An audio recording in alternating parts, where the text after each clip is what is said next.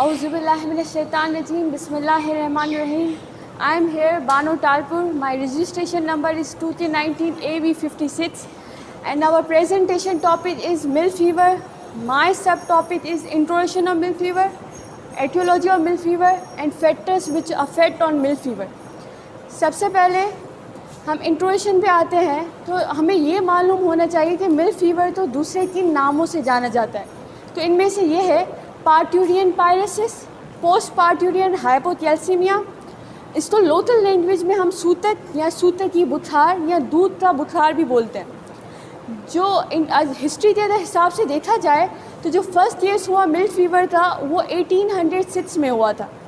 And ये milk fever basically होता क्या है तो ये एक मेटाबॉलिक डिसऑर्डर है जो कि हाई प्रोड्यूसिंग एनिमल्स में होता है और उन एनिमल्स में होता है जो कि मल्टीपेरस होते हैं, जो एक से ज़्यादा बार पार्ट्यूरेशन के अमल से गुजरते हैं. एटियोलॉजी ऑफ मिल्क फीवर देखें तो मिल्क फीवर क्यों होता है, क्योंकि low level of calcium in blood हो जाती है. अब ये low level of calcium in blood कब होती है?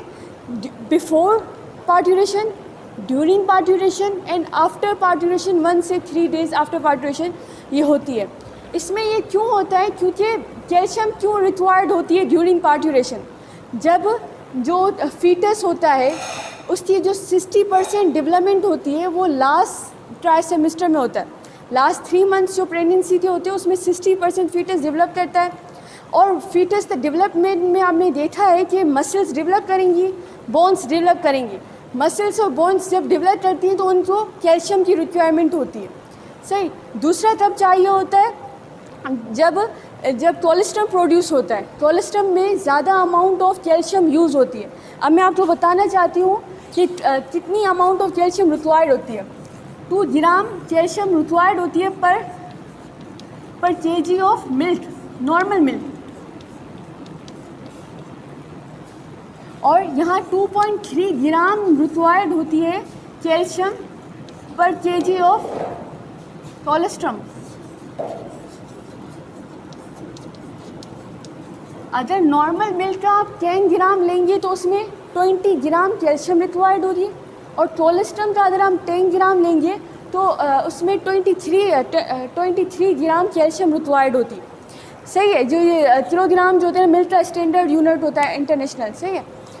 अब ये था कोलेस्ट्रम में, इसलिए कोलेस्ट्रम जब शुरू है फर्स्ट लैक्टेशन जब होती है तो कोलेस्ट्रम प्रोड्यूस होता है. कोलेस्ट्रम जिसको हम फर्स्ट मिल्क बोलते हैं. तो इस वजह से उसमें ज़्यादा अमाउंट ऑफ कैल्शियम लॉस होती है beyond the limit of capacity of absorption from the intestine. हमारे इंटेस्टाइन से और बोन से इतनी कैल्शियम रिप्लेस नहीं होती ब्लड में जितनी ब्लड से कैल्शियम लॉस हो जाती है. अच्छा, अब हम देखते हैं कि जो नॉर्मल जो फेनोमिनॉन में कैल्शियम जब लॉस हो जाती है तो वो रिप्लेस ब्लड में कैसे हो जाती है. इसलिए मैं आपको बताती हूँ, फ्लो चार्ट बताती हूँ. सबसे पहले अगर लो कैल्शियम लेवल ब्लड में हो गई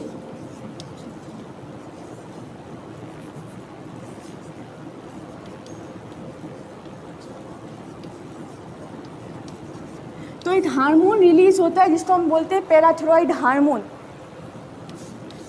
PTH भी इसको बोल देते हैं शॉर्ट फॉर्म में. ये पैराथायरॉइड हार्मोन कहाँ से निकलता है? पैराथायरॉइड ग्लैंड से निकलता है. और ये एक किस पे करता है? फर्स्ट ऑफ ऑल हम ये पढ़ते हैं कि ये बोन्स के पास जाता है और बोन्स में 2 किस्म के सेल्स होते हैं. एक होते हैं ऑस्टियोक्लास्ट सेल्स जिसको हम बोन ईटिंग सेल्स भी बोलते हैं. दूसरे होते हैं ऑस्टियोब्लास्ट सेल्स जो न्यू बोन टिश्यू सेल्स बनाते हैं. अब ये क्या करता है, ये जो पैराथायरॉइड हार्मोन बोन के पास जाता है तो ये ऑस्टियोक्लास्ट सेल की एक्टिविटी को इंक्रीज़ करता है और जो ऑस्टियोब्लास्ट सेल्स है उनकी एक्टिविटी को ये डिक्रीज़ करता है. एज अ रिज़ल्ट क्या होता है, ब्रेक डाउन हो जाते हैं बोन्स के सेल और रिज़ल्ट में कैल्शियम रिलीज़ होता है. ये कैल्शियम फिर यहाँ से ब्लड में जाता है. दूसरा इसका जो पैराथायरॉइड हार्मोन का जो इफ़ेक्ट होता है वो होता है किडनी पर. किडनी में ये क्या करवाता है कि कैल्शियम की एब्जॉर्प्शन को इंक्रीज़ करता है. जो बॉडी से जो कैल्शियम वेस्ट होने वाली होती है अब उसको दोबारा इसकी रीएब्जॉर्प्शन करवाता है PTH हार्मोन किडनी से.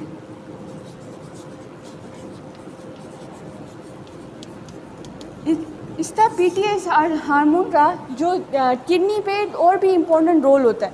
वो क्या कि ये जो active form of vitamin D होता है जिसको हम क्या बोलते हैं 1,2,5 डाई हाइड्रोसी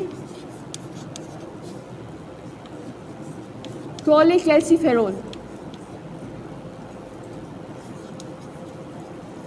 ये एक्टिव फॉर्म होता है विटामिन डी का, जो कि किडनी में बनता है। अब ये जो विटामिन डी का एक्टिव फॉर्म होता है, ये इंटेस्टाइन के पास जाता है। इंटेस्टाइन के पास क्या होता है, इंटेस्टाइन में जब ये जाता है तो इंटेस्टाइन में वहाँ कुछ रिसेप्टर्स होते हैं, उसको हम बोलते हैं इंटेस्टाइनल विटामिन डी रिसेप्टर्स, जिसमें ये active form of vitamin D उससे अटैच होता है, इंटेस्टाइनल विटामिन डी रिसेप्टर्स। अब जब vitamin D intestinal vitamin D receptor से अटैच होता है तो ये चीज़ सिंथेसाइज करवाता है, जिसको हम बोलते हैं कालबिंडिन। ये कालबिंडिन क्या होता है, कालबिंडिन एक कैल्शियम बाइंडिंग प्रोटीन होता है। विटामिन डी ये कालबिंडिन प्रोटीन बनाता है, कैल्शियम बाइंडिंग प्रोटीन, जिसकी वजह से जो इंटेस्टाइन से कैल्शियम ऑब्जॉर्व होता है और ये कहाँ जाता है, ब्लड में जाता है। ये था नॉर्मल, जैसे ब्लड की कैल्शियम जो होता है लॉस हो जाती है तो वो रिप्लेस जैसे होती है, ये नॉर्मल मैकेनिज़्म था। अब हम पढ़ते हैं कि फैक्टर्स कौन से कॉज करवाते हैं मिल्क फीवर। सबसे पहले यहाँ है multiparous dairy animal. Multiparous dairy animal वो जो एक से ज़्यादा बार पार्ट्यूरेशन करते हैं, और प्राइमरी पेरस वो जिन्होंने एक बार पार्ट्यूरेशन की होती है। तो प्राइमरी पेरस में ये जो मिल्क फीवर का इंसिडेंस होता है ये कम होता है एज़ कम्पेयर टू मल्टीपेरस। क्यों कम होता है, क्योंकि जो प्राइमरी पेरस होते हैं वो एक तो उनके जो स्केलेटन होता है वो गिरोइन स्केलेटन होता है, उसमें जो ऑस्टियोक्लास्ट जो एक्टिविटी होती है वो ज़्यादा होती है, बोन ब्रेक डाउन होते हैं और वहाँ से कैल्शियम आ जाता है ब्लड में। दूसरा क्या होता है कि इनका ये जो प्राइमरी पेरस होते हैं ये as compare to multiparous कम अमाउंट ऑफ कोलेस्ट्रम प्रोड्यूस करते हैं। फर्स्ट मिल जो कोलेस्ट्रम होता है वो कम अमाउंट में प्रोड्यूस करते हैं, इसीलिए ये प्राइमरी पेरस में कम होती है मिल्क फीवर और मल्टी पेरस में ज़्यादा होती है। दूसरा हाई प्रोड्यूसिंग एनिमल, जो हाई प्रोड्यूसिंग एनिमल्स होते हैं वो ज़्यादा क्वांटिटी ज़्यादा मिल्क यील्ड प्रोड्यूस करते हैं, बॉडी से ज़्यादा कैल्शियम लॉस होता है। जब ज़्यादा कैल्शियम लॉस होता है और उतना रिप्लेस नहीं होता ब्लड में, तब उन एनिमल्स में हाई प्रोड्यूसिंग एनिमल्स में मिल्क फीवर इंसिडेंस ज़्यादा होता है। ब्रीड ससेप्टिबिलिटी, अब दो ब्रीड्स हैं, एक होती है जर्सी, दूसरी होती है होल्स्टीन फ्रीजन। जर्सी में मिल्क फीवर का इंसिडेंस ज़्यादा होता है एज़ कम्पेयर टू होल्स्टीन फ्रीजन। क्या रीज़न है उसका? सबसे पहला रीज़न ये है कि जो होल्स्टीन फ्रीजन है उसके पास इंटेस्टाइनल विटामिन डी, जो मैंने आपको अभी बताया, वो ज़्यादा होते हैं रिसेप्टर, जिसमें विटामिन डी आता है उस पर अटैच होता है, और ये जो प्रोसेस कालबिंडिन का होता है जिन कैल्शियम वहाँ से रीअब्जॉर्प्शन होती है ब्लड में जाती, वो होल्स्टीन फ्रीजन में ये अमल ज़्यादा होता है एज़ कम्पेयर टू जर्सी। और जर्सी में ये इंटेस्टाइनल जो विटामिन डी रिसेप्टर्स होते हैं ये कम होते हैं। दूसरा ये क्या था कि जो जर्सी ब्रीड होती है वो जो उसका कोलेस्ट्रम होता है वो कोलेस्ट्रम में ज़्यादा colostrum as well as milk उसमें ज़्यादा अमाउंट ऑफ कैल्शियम कंटेंट होता है as compare to Holstein Friesian. इसलिए हम बोलते हैं कि जर्सी जो होते हैं ना वो ज़्यादा ससेप्टेबल होती है मिल्क फीवर की एज़ कम्पेयर टू होल्स्टीन फ्रीजन। दूसरा जो यहाँ फैक्टर है वो है बॉडी कंडीशन स्कोर। अब बॉडी कंडीशन स्कोर की हमने स्केल पढ़ी थी जो 1 से 9 तक थी, सब ने हमने देखी होती वो स्केल।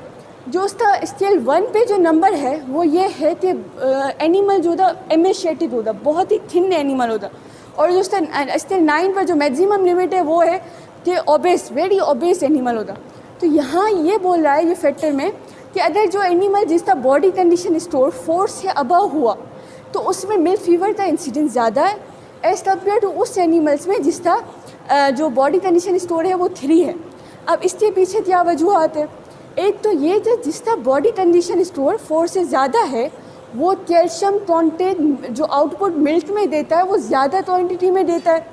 और दूसरा क्या रीज़न है कि इनकी जो फीड होती है वो फीड रिड्यूस करता है। फीड इंटेक जब पार्ट्यूरेशन के टाइम होते हैं तो जो हाई बॉडी कंडीशन वाले जो एनिमल्स होते हैं वो फीड इंटेक रिड्यूस कर देते हैं जब टाइम ऑफ पार्ट्यूरेशन होता है। जब फीड इंटेक रिड्यूस हो जाता है तो कैल्शियम की एब्जॉर्प्शन नहीं होती, मैग्नीशियम नहीं होता, एज अ रिज़ल्ट ये मिल्क फीवर डेवलप हो जाता है। और लास्ट ये जो है फीडिंग मैनेजमेंट और प्रेग्नेंट एनिमल, ये जो फीडिंग मैनेजमेंट और प्रेग्नेंट एनिमल है ये इतना ही इम्पॉर्टेंट है। कैसे कि जो last 2 to 3 weeks of pregnancy होते हैं उसमें एक मैकेनिज़्म जो होता है एक्टिवेट होना होता है जिसको हम बोलते हैं कैल्शियम रेगुलेशन मैकेनिज़्म। ये कैल्शियम रेगुलेशन मैकेनिज्म जिन एनिमल्स में एक्टिवेटेड होता है ना, उन एनिमल्स में मिल्क फीवर का इंसिडेंस कम होता है एज़ कम्पेयर टू उन एनिमल्स में जिनमें ये कैल्शियम रेगुलेशन मैकेनिज्म एक्टिवेट नहीं होता। तो अब ये कैल्शियम रेगुलेशन मैकेनिज्म क्या करवाता है कि ये बोन से और इंटेस्टाइन से कैल्शियम की एब्जॉर्प्शन करवाता है। जब एट द टाइम अब हम देखते हैं कि डाइटरी कैल्शियम लेवल क्या जो रोल प्ले करती है लास्ट 2 to 3 वीक, ये बोलते हैं कि जो लास्ट 2 to 3 वीक्स होते हैं उसमें हमने डाइटरी कैल्शियम लेवल 30 ग्राम पर डे रखनी है। उससे अगर हमने ज़्यादा ये कैल्शियम दी, डाइटरी कैल्शियम दी, तो क्या होता है जैसे अल्फ़ा बरसीम अगर ये फीड हमने ज़्यादा दिए उन दौरान, तो जो मैकेनिज़्म है कैल्शियम रेगुलेशन मैकेनिज़्म ये एक्टिवेट नहीं होता और एनिमल मिल्क फीवर तो इंसिडेंस मिल्क फीवर का ज़्यादा होता है। दूसरा होता है magnesium level, dietary magnesium level भी ज़्यादा होनी चाहिए, डेफिशिएंसी उनकी नहीं होनी चाहिए, क्योंकि ये मैग्नीशियम भी रोल प्ले करता है इस पैराथायरॉयड हार्मोन के रिलीज़ होने में। तो ये जो पैराथायरॉयड हार्मोन, तो मैग्नीशियम की कमी होगी फीड में last 2 to 3 weeks of pregnancy, तो ये पैराथायरॉयड हार्मोन नहीं रिलीज़ होता और एनिमल डेफिशिएंसी हो जाएगी और उसमें कैल्शियम की और मिल्क फीवर डेवलप होगा। जो पोटेशियम की लेवल है वो पोटेशियम की लेवल भी हमें इंक्रीज़ नहीं रखनी, जो पोटेशियम है वो इंक्रीज़ लेवल में नहीं देना, क्योंकि इसका एंटागोनिस्ट इफेक्ट होता है, जिस पे एक कैल्शियम पे दूसरा मैग्नीशियम पे एंटागोनिस्ट इफेक्ट होता है, तो मैग्नीशियम एंड कैल्शियम की एब्जॉर्प्शन नहीं हो सकती इंटेस्टाइन से, और एज ए रिजल्ट अगर कैल्शियम और मैग्नीशियम नहीं होंगे तो मिल्क फीवर डेवलप होगा। दूसरा होता है हाई फॉस्फोरस डाइट। अब हाई फॉस्फोरस डाइट भी हमें नहीं देनी ये जो लास्ट 2 to 3 वीक्स होते हैं प्रेगनेंसी। क्यों? क्योंकि सबसे पहले स्किन आप विटामिन डी जैसे बनता है ना, वो स्किन में बनता है, उसका जो वहाँ जो फॉर्म होता है विटामिन डी का वो होता है 7 डिहाइड्रो कोलेस्ट्रॉल। ये 7 डिहाइड्रो कोलेस्ट्रॉल ये होता है इनएक्टिव फॉर्म स्किन पे होता है। जब यहाँ पर इस पर सनलाइट पड़ती है, तो जब सनलाइट पड़ती है तो ये चेंज हो जाता है प्री विटामिन D3 में। प्री विटामिन डी, अब प्री विटामिन डी जो होता है ना वो विटामिन डी में कन्वर्ट हो जाता है। ये सारा कन्वर्जन ये स्किन में ही हो रही है। अब क्या है, यहाँ से ये विटामिन डी होता है D3 ये इनएक्टिव फॉर्म में होता है, यहाँ से लिवर में आता है और लिवर में हाइड्रोजिलेशन का प्रोसेस होता है जिसमें बनता है 2,5 हाइड्रोजी vitamin D3।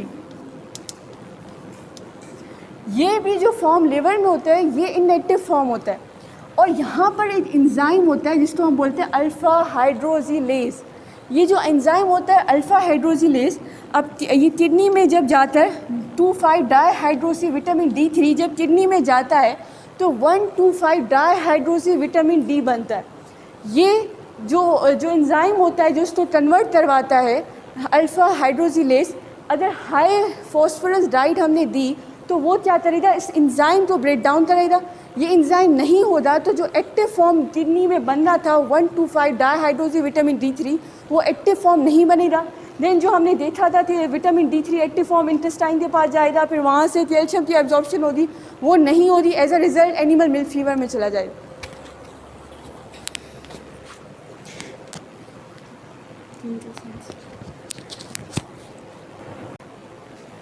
Bismillahirrahmanirrahim. My name is Sayyida Khadija Majid and my registration number is 2K19AV99. I am discuss about the clinical signs of the milk fever. There milk fever usually होता है 72 hours के अंदर, पास्चुरेशन के अंदर 72 hours के अंदर होता है, यानी यूजली तीन डेज के अंदर मिल्क फीवर होने के चांसेस हैं। यानी पास्चुरेशन से पहले भी 3 दिन पहले भी हो सकता है और बाद में भी हो सकता है। अब क्या फर्स्ट स्टेज के अंदर क्या है, नॉर्मल ब्लड के अंदर कैल्शियम लेवल क्या होता है 8.45 से लेके 11 पॉइंट तक होता है। अगर इससे डिक्रीज़ हो जाए यानी 5.5 तक हो जाए तो क्या होता है, क्लिनिकल साइन शो होते हैं। यानी स्टैंडिंग काउ फर्स्ट स्टेज के अंदर स्टैंडिंग फॉर्म में तो होता है, लेकिन उसकी क्लिनिकल साइन जो है ना शो होते हैं। उसके अंदर क्या होता है, एरोरेक्सिया होता है, रेस्टलेसनेस होती है, शिवरिंग होती है मसल की। ये सब किस वजह से होता है, ये डिप्रेशन की वजह से होता है। और क्या होता है, बॉडी टेम्परेचर जो होता है ना रिमेन सेम रहता है या फिर स्लाइटली इंक्रीज हो जाता है, और ह्यूमन स्टेज होता है और माइल्डली एटेक्सिया होता है, ट्यूमर होते हैं फ्लैंक और ट्राइसेप्स में, और जिसकी वजह से एटेक्सिया की वजह से फॉल हो जाता है एनिमल। अब सबसे पहली बात, ये सब हो रहा क्यों है कि हम सारे के सारे मसल्स के अंदर प्रॉब्लम क्यों हो रही है? सही है, एटेक्सिया भी ह्यूमन के मसल के अंदर कंट्रैक्शन नहीं हो रही, रिलैक्सेशन नहीं हो रही, और मसल की, और ये माइल्डली क्या हो गया, फ्लैसिडिटी भी हो रही है सेकेंड स्टेज के अंदर। ये भी क्या हो रहा है, मसल की कंट्रैक्शन और रिलैक्सेशन में मसला हो रहा है। अब क्या, नर्व इम्पल्स जो होते हैं ना हमारी बॉडी के अंदर, सिग्नल प्रोवाइड करते हैं हमारे मसल्स को। मसल के अंदर जो सेल होता है, सीरोप्लाज्मिक रेटिकुलम सेल होता है, वो जो होता है उसके अंदर जो होता है ना कैल्शियम में ना स्टोरेज होता है हमारी बॉडी के अंदर। अब जो मसल के अंदर सेल है सीरोप्लाज्मिक रेटिकुलम, उसके अंदर मसल के कैल्शियम स्टोरेज हो रहा है, इम्पल्स आते हैं कि कैल्शियम निकले। अब बॉडी के अंदर कैल्शियम, ब्लड के अंदर कैल्शियम लेवल कम है। अब हमारे जो सिग्नल है, नर्व इम्पल्स है, इसके अंदर 4 प्रोग्राम है, एक रेस्टिंग पोटेंशियल, एक एक्शन पोटेंशियल, एक प्रोपागेशन है, और दूसरा क्या है, साइनेप्सिस। अब क्या है, बॉडी रेस्टिंग पोटेंशियल के अंदर होती है जब मसल कंस्ट्रक्शन करते हैं ना, तो क्या होता है, एक्शन पोटेंशियल में आते हैं जब नॉर्मल कंडीशन में होता है। सही है, अब क्या रेस्टिंग पोटेंशियल में जब आएगी जब कि एक्शन पोटेंशियल नहीं हो रहा होगा, बॉडी के अंदर कैल्शियम लेवल नॉर्मल नहीं होगा, डिक्रीज हो गया होगा 5.5 से, तो एक्शन पोटेंशियल रेस्टिंग पोटेंशियल पे आ जाएगी। यानी हमारे बॉडी मसल के सेल यानी सीरोप्लाज्मिक रेटिकुलम से कैल्शियम नहीं निकल रहा, तो इस वजह से क्या होता है, मिल्क फीवर हो जाता है। अब सेकेंड स्टेज के अंदर क्या होता है कि एनिमल रिकम्बेंसी में आ जाता है, रिकम्बेंसी स्टैंडर्ड रिकम्बेंसी में आ जाता है। स्टैंडर्ड रिकम्बेंसी के अंदर क्यों आता है, क्योंकि स्ट्रगल हो जाता है, वो डगमगा रहा होता है, स्ट्रगल होता है, तो इसकी वजह से वो सिटिंग डाउन हो जाता है, बैठ जाता है, उसके बाद वो खड़ा नहीं होता, लिथार्जी हो जाती है, डॉर्मिस हो जाती है। अब क्या, वो खड़ा नहीं हो पा रहा है और वो बार बार अपना हेड है ना पीछे की तरफ, फ्लैंक रीजन की तरफ देख रहा होता है, और फ्लैंक रीजन की तरफ देख रहा होता है ट्राइसेप मसल की तरफ, यानी फ्यूबर के मसल की तरफ देख रहा होता है, क्योंकि उसके वहाँ के मसल काम करना बंद किए हुए होते हैं। अब क्या, इसके अंदर ड्राई मसल्स हो जाता है, और बॉडी टेम्परेचर क्या होता है, डिक्रीज हो जाता है, यानी कोल्ड एक्सट्रीमिटी हो जाती है, और फ्लैसिड पैरालिसिस हो जाती है। जैसा कि मैंने अभी बताया कि नर्व इम्पल्स काम नहीं कर रहे होते, कैल्शियम निकल नहीं रहा होता, और जो हमारे एक्सोन और डेंड्राइड होते हैं उसके बीच में जो साइनेप्टिक लाफ्ट होता है, उसके अंदर जो चैनल होता है एक्सोन और डेंड्राइड के बीच में, वो भी कैल्शियम का चैनल होता है, उसके अंदर भी नर्व कैल्शियम की ज़रूरत होती है। अब कैल्शियम की बॉडी के अंदर कमी है तो ये काम कर रहा ही नहीं है।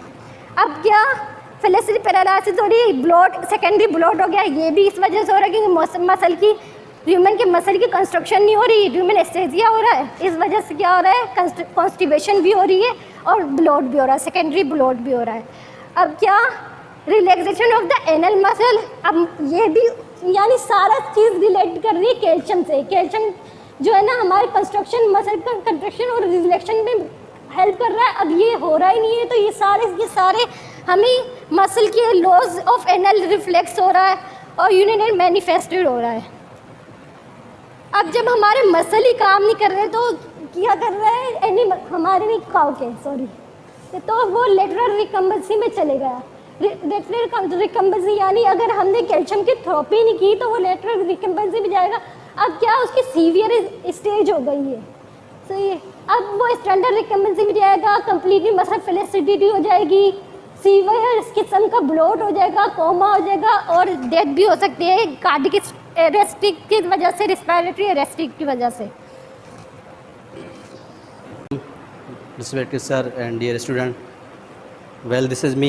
I am Abdul Basit Vestado, 2K19 AV10, and today we are come here to giving presentation, and our topic is milk fever or hypocalcemia, and my subtopic is subclinical hypocalcemia.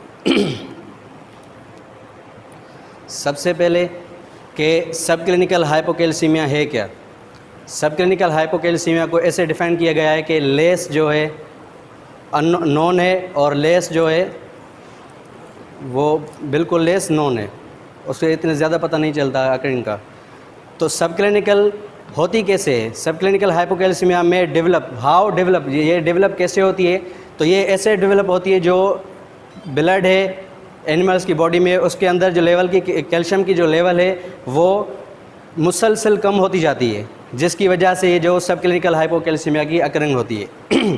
जो सब क्लिनिकल हाइपोकैल्सीमिया है तो इसका जो classical sign ऐसा कोई भी specific नहीं है जिससे हम अंदाज़ा लगाएं कि जो ये सब क्लिनिकल हाइपोकैल्सीमिया है, लेकिन ऐसी कंडीशंस होती हैं बॉडी के अंदर जिससे हम अंदाज़ा लगाते हैं कि ये सब क्लिनिकल हाइपोकैल्सीमिया है, जिसकी जो उसमें ये आ जाती हैं कि एनोरेक्सिया हो गई, कॉन्स्टिपेशन हो गई, जनरल डिप्रेशन, और जो साइंस है रिप्रोडक्टिव डिसऑर्डर्स के उसमें उसके अंदर हिसाब से हम अंदाज़ा लगाते हैं कि ये सब क्लिनिकल हाइपोकैल्सीमिया है।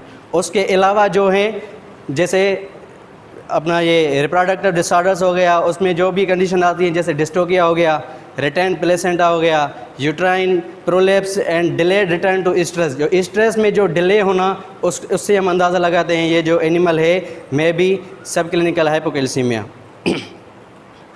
उसके बाद आता है diagnosis. Diagnosis means examine. Examine हम उसको कैसे करेंगे, जो एनिमल सफरिंग कर रहा है अपना हाइपोकैल्सीमिया से, हम उसको कैसे डायग्नोज करेंगे। तो डायग्नोज में सबसे पहले आता है history of parturition. History of parturition में हम ये देखेंगे कि एनिमल कितनी मरतबा पहले पार्चुरेंट हुआ है। मोस्टली ये जो है 4 to 5 टाइम के बाद जो भी पार्चुरेशन आती है एनिमल्स के अंदर तो उसमें ये हाइपोकैल्सीमिया की अकरिंग होती है।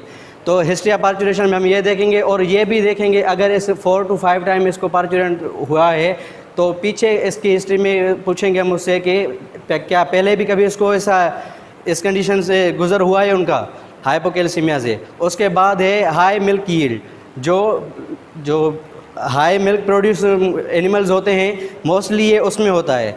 एक न्यूजीलैंड साइंटिस्ट है उसने स्टडी की है, उसने लिखा कि जो सब क्लिनिकल हाइपोकैल्सीमिया अकरिंग होती है उसमें जो मिल्क की जो प्रोड्यूसिंग होती है वो लेस देन होती है 7% एज ए नॉर्मल, और जो क्लिनिकल होती है उसमें 14% लेस होती है एज ए नॉर्मल। जो मिल्क प्रोड्यूस होता है नॉर्मल रेंज के हिसाब से 14% लेस होता है। उसके बाद जो है टाइपिकल क्लिनिकल साइंस, उसमें हम देखते हैं एक्सटर्नल और लेटरल रिकम्बेंसी विद सब नॉर्मल बॉडी टेम्परेचर। जो एक्सटर्नल रिकम्बेंसी है एनिमल्स की उसमें क्या होता है, जो चेस्ट कैविटी है एनिमल्स की वो ज़मीन पे आ जाती है और उसका जो नेक रीजन है वो भी ज़मीन पे आ जाता है या फिर अपनी गर्दन को वो पीछे मुड़ा देता है। एक कंडीशन में ये होता है और दूसरी है लेटरल रिकम्बेंसी। लेटरल रिकम्बेंस में क्या होता है, वो साइड में गिर जाता है एनिमल और जो उसका बॉडी टेम्परेचर है वो बिलो टू नॉर्मल हो जाता है। उसके बाद आता है क्लिनिकल पैथोलॉजी। क्लिनिकल पैथोलॉजी में हम जो है नॉर्मली ब्लड टेस्ट करते हैं। जो ब्लड में कैल्शियम का मिकदार है 8.5 से 11 है, लेकिन जब हाइपोकैल्सीमिया होता है, मिल्क फीवर होता है, तो उसमें जो उसकी लेवल होती है कैल्शियम की ब्लड के अंदर वो कम हो जाती है, 4.5 to 6 mg/dl हो जाती है। उसके बाद है डिफरेंशियल डायग्नोसिस। डिफरेंशियल डायग्नोसिस में आ जाता है टॉक्सिक मेस्टाइटिस। टॉक्सिक मेस्टाइटिस से हम इसलिए इसको डिफरेंशिएट करते हैं क्योंकि मेस्टाइटिस में भी जो प्रोडक्शन है मिल्क की वो कम हो जाती है और जो हाइपोकैल्सीमिया है, मिल्क फीवर है, उसमें भी प्रोडक्शन जो है मिल्क की वो कम हो जाती है। उसके बाद आता है टॉक्सिक मेट्राइटिस। मेट्राइटिस से भी हम इसलिए डिफरेंशिएट करते हैं हाइपोकैल्सीमिया को क्योंकि इसमें भी जो रिप्रोडक्टिव डिसऑर्डर्स आ जाते हैं और मेट्राइटिस में भी रिप्रोडक्टिव डिसऑर्डर्स आ जाते हैं, जैसे यूट्राइन प्रोलेप्स हो गया, रिटेंट प्लेसेंटा हो गया। इसी वजह से हम इसको मेट्राइटिस से भी डिफरेंशिएट करते हैं।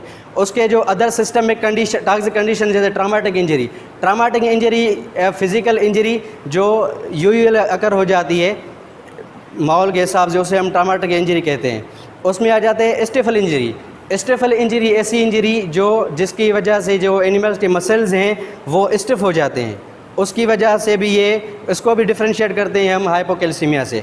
उसके बाद आ जाता है फ्रैक्चर्ड पेल्विस। पेल्विस का फ्रैक्चर भी हाइपोकैल्सीमिया से रिजेंबलिंग करता है। Spinal compression.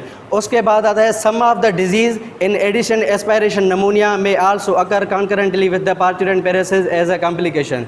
जब हाइपोकैल्सीमिया के अकरिंग हो गई, हम उसकी ट्रीटमेंट कर रहे हैं, तो बाद में एस्पायरेशन नमूनिया के चांसेस भी बढ़ते हैं क्योंकि एनिमल रिकम्बेंसी में होता है और हम ऐसे उनको सॉल्यूशन ड्रेंच वगैरह देते हैं तो उसके ट्रेकिया में चले जाएं तो ये में भी अकरिंग हो जाता है इसका एस्पायरेशन नमूनिया। Thank you.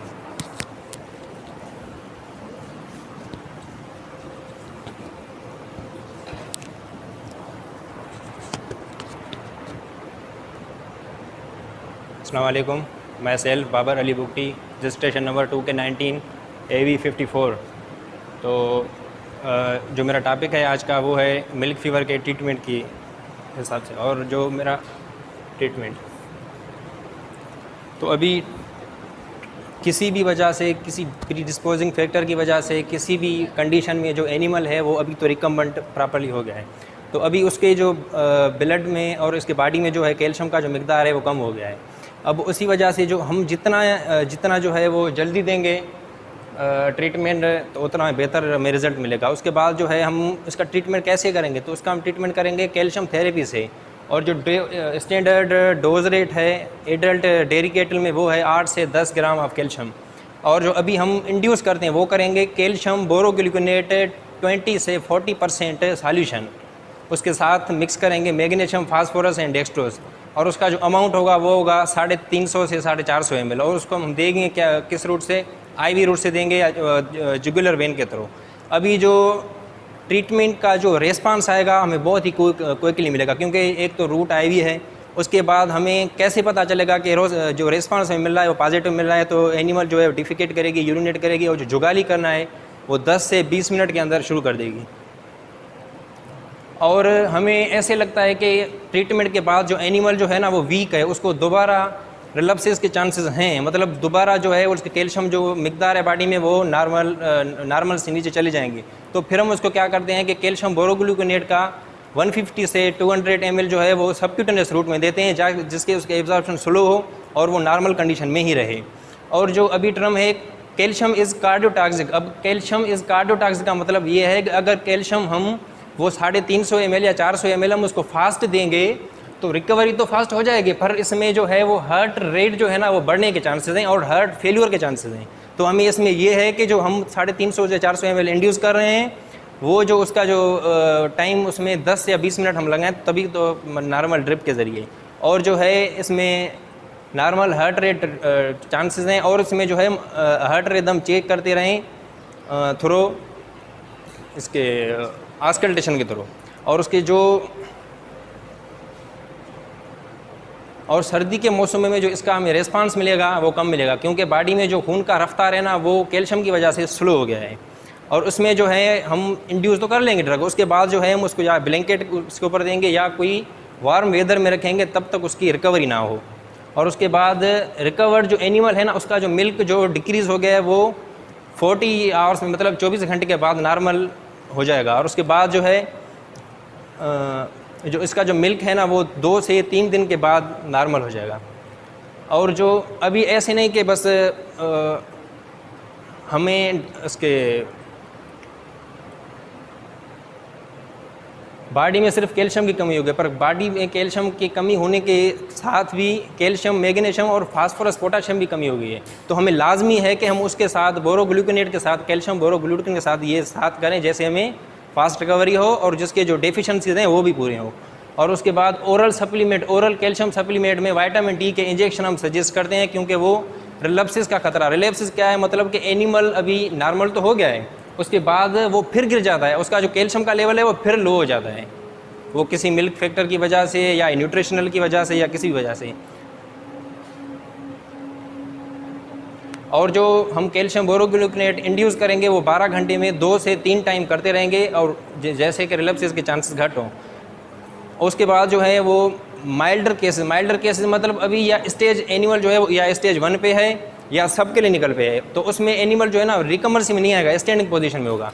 तो हमें लगता है या हमें किसी लेबॉरेटरी टेस्ट के हमें लगता है कि ये एनिमल जो है इसमें मिल्क फीवर के चांसेस हैं या एनिमल हमें एबनॉर्मलिटी शो करेगी, तो उसकी सूरत में हम कैल्शियम जो क्लोराइड है और ट्राई कैल्शियम फास्फेट है उसको 100 ग्राम डेली के हिसाब से उसको ओरली देते रहेंगे।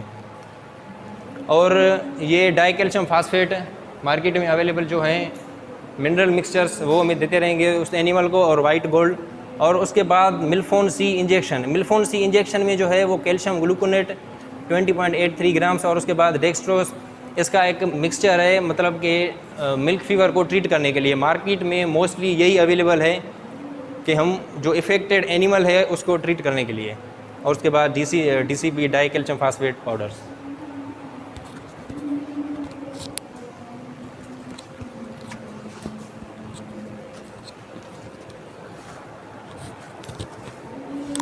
Assalamu alaikum.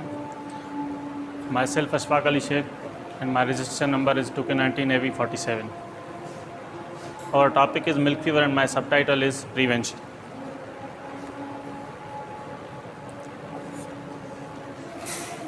प्रिवेंशन में हम क्या करते हैं कि कैल्शियम क्लोराइड का पेस्ट है, एक हम उसकी जो डाइट है एनिमल की, उसमें हम कैल्शियम की जो नीड है, डिमांड है एनिमल की, उसको हम पूरा करते रहते हैं। अगर हम कैल्शियम की डिमांड को पूरा ना उतरेंगे उसकी डाइट में तो कैल्शियम की कमी बिल्कुल होगी और एनिमल जब या तो पार्चुरेशन के करीब आएगा या तो उसकी पार्चुरेशन हो जाएगी तो एनिमल मिल्क फीवर में चला जाएगा।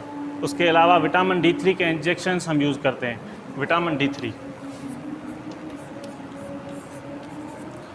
विटामिन D3 के जो इंजेक्शन अगर एनिमल हमारा पार्चुरेशन के करीब है, उसके 2 या 8 दिन अभी बाकी हैं, तो हम इंजेक्शन विटामिन D3 का दे देते हैं ताकि एनिमल को पार्चुरेशन के टाइम पे कोई भी कैल्शियम या किसी भी किस्म के मैक्रो मिनरल की कमी महसूस ना हो और उसकी पार्चुरेशन बिल्कुल सही तरीके से हो जाए। और उसके पार्चुरेशन के बाद भी एनिमल को जब हम यील्ड करें या उसे मिल्किंग करें तो उस एनिमल को किसी भी किस्म के मैक्रो एलिमेंट की या मैक्रो मिनरल की कमी महसूस ना हो और वो बिल्कुल सही तरीके से परफॉर्म करे।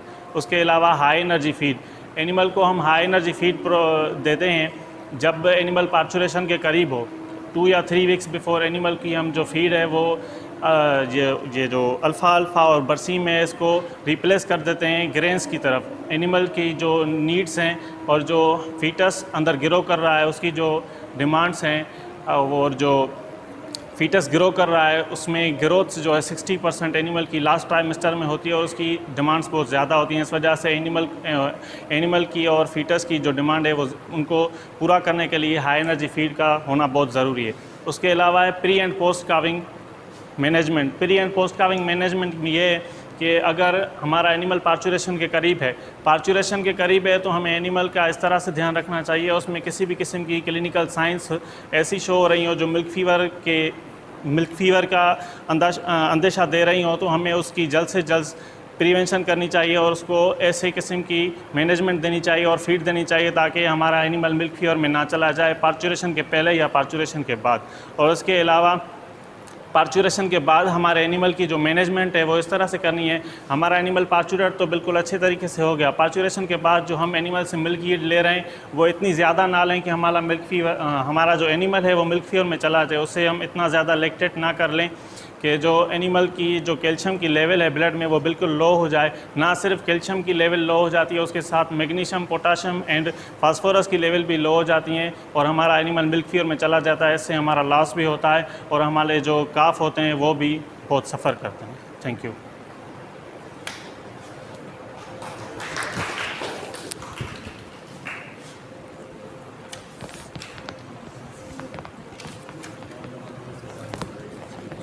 बैठे हैं।